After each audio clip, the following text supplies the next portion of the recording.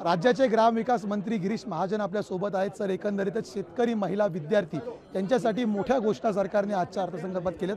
तुमची ग्रामविकास मंत्री म्हणून पहिली प्रतिक्रिया? नाही, मला वाटतं की अतिशय लोकाभिमुख असा अर्थसंकल्पात मांडला गेलेला आहे। यामध्ये सगळे घटक, मग विद्यार्थी असतील, युवक असतील, खेळाडू असतील, महिला असतील, शेतकरी असतील, शेतमजूर असतील, सगळ्यांसाठी हा अतिशय चांगला असा अर्थसंकल्प। मला वाटतं मी अनेक वर्षे 30 वर्ष या सदनामध्ये आहे, पण अतिशय चांगला असा अर्थसंकल्प या ठिकाणी यावेळेला मांडला गेलेला आहे। आणि सर्व अर्थ आमची तिजोरीची सगळी व्याप्ती बघून, त्याचा आवाका बघून, सगळ्या तांत्रिक बाजू तपासून या ठिकाणी मी अर्थसंकल्प मांडलेला आहे। विरोधक टीका करतायत, पैसे कोण आणणार, तिजोरीमध्ये खडखडाट आहे, हे आहे ते, पण मला असं वाटतं असं कुठेही होणार नाही। सर्व समावेशाचा अर्थसंकल्प आहे। जेवढा पैसा आम्ही या ठिकाणी देऊ केला आहे त्याची तरतूद आम्ही त्या ठिकाणी केलेली आहे, त्यामुळे विरोधकांनी त्याची चिंता करू नये। विरोधक ज्या प्रकारची टीका करतात की प्रत्येक घर महाराष्ट्रातलं आणि राज्यातलं आहे ते मोदींवर अवलंबून ठेवण्याचा सरकारचा एकंदरीत हा अर्थसंकल्प दिसतोय। मला वाटतं आता बिचाऱ्यांना पोटछोड आहे। तिसऱ्यांदा मोदीजी पंतप्रधान झालेले आहेत आणि म्हणून त्यांच्या नावावरच सगळे बिल फाडतायत। अर्थसंकल्प राज्याचा आहे। आता प्रत्येक वेळेला तुम्ही अर्थसंकल्प आणले तर का तुम्ही वळून आणत होता का? तुमचे पंतप्रधान नव्हते, मग तुम्हाला पैसे येत नव्हते का?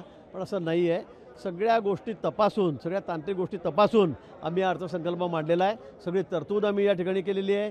तिजोरीमध्ये किती आहे, काय करावं लागणार आहे, या सगळ्या बाबी तपासूनच आम्ही हा अर्थसंकल्प या ठिकाणी मांडलेला आहे। आणि म्हणून या ठिकाणी अगदी शेतकऱ्याच्या विजेपासून, लोकांना 3 सिलेंडर मोफत देण्यापासून, विद्यार्थिनींच्या शिक्षणाच्या सोयी असतील, महिलांना 1500 रुपये आमच्या पगार असेल लाडकी बहिणा म्हणून, आणि असा एक साधक भाधक आणि अतिशय सर्वसमावेशक असा अर्थसंकल्प आम्ही या ठिकाणी मांडलेला आहे। त्यामुळे विरोधकांची मात्र दंडीगुल झालेली आहे, त्यांचं लाईनच गुल झालेली, बिजली गुल झालेली आहे, आणि म्हणून त्यांना आता टीका टिप्पणी केल्याशिवाय दुसरा काही पर्यायच नाही आहे। आपणचा महापूर एकंदरीत या अर्थसंकल्पात दिसला असं स्वतः उद्धव ठाकरे बोलत आहेत। नाही तर त्यांना काय म्हणतं बिचाऱ्यांना, त्यांना आता ते सगळे हतबल झालेले आहेत।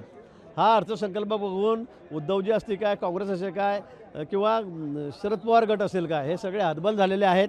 आता त्यांना फक्त टीका करणं, काहीतरी नरेटिव्ह सेट करणं याशिवाय त्यांच्याकडे काही राहिलेलं नाही।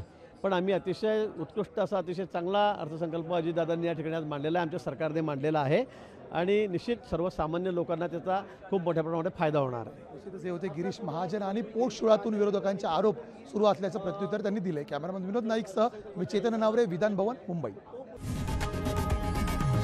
लोकशाही मराठी ऐका, पहा, जागरूक रहा।